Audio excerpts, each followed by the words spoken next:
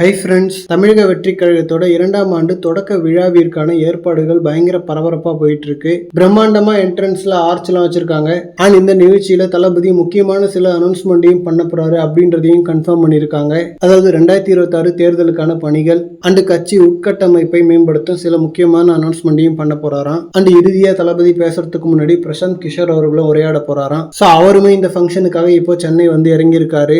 And டிவிகேவோட முக்கியமான நிர்வாகிகள் சில பேரும் பேச போறதா சொல்றாங்க.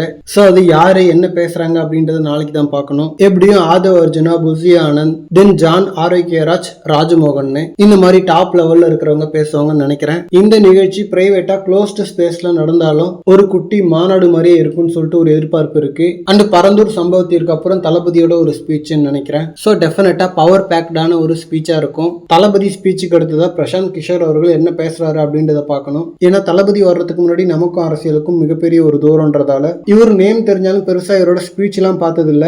அதுவும் இவரெல்லாம் எப்படியும் கோடி கணக்குல சார்ஜ் பண்ணி தான் எந்த ஒரு அரசியல் கட்சிக்கும் ஆலோசகரா ஒர்க் பண்ணுவாரு. சோ அதுக்கெல்லாம் ஒர்த்தான ஒரு ஸ்ட்ராட்டஜிக்கலான ஸ்பீச் இருக்கான்னு பார்க்கணும். ஜஸ்ட் இவரோட ஸ்பீச் மட்டும் இல்ல, தளபதி ஸ்பீச்லயுமே இவரோட பங்கு தெரியணும். சோ நாளைக்கு இது எல்லாமே கிளியர் ஆயிடும். ஓகே ஃப்ரெண்ட்ஸ், இந்த மாதிரி தளபதி பத்தின ஹாட்டான அப்டேட்ஸ்க்கு நம்ம விஜய் ஃபோர்ட் சேனலை சப்ஸ்கிரைப் பண்ணுங்க. தேங்க்யூ.